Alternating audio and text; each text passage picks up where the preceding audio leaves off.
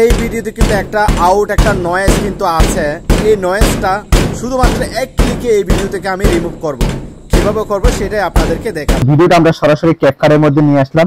নিয়ে আসার পরে জাস্ট আপনি ভিডিওতে ক্লিক করবেন। ভিডিওতে ক্লিক করার পর নিচে অপশন আছে অনেকগুলা, এখান থেকে একটু সোয়াইপ করে আপনি ডান সাইডে যাবেন। ডান সাইডে যাওয়ার পর এখান থেকে একটা অপশন আমাদেরকে খুঁজে বের করতে হবে। দেখুন আপনার এই ক্যাপকাটের মধ্যে এই যে এই অপশনটা হয়তো বা আছে, দেখুন এই যে দেখুন এখানে একটা অপশন আছে, এই অপশনটা আপনাকে খুঁজে বের করতে হবে। তো এখন আমরা এই অপশনটার উপরে ক্লিক করে দেব। দেখেন এই অপশনটার উপরে ক্লিক করার পর মাঝখানে একটা কিপ ভয়েস অপশন আছে, এই কিপ ভয়েস অপশনের মধ্যে ক্লিক করে দেব।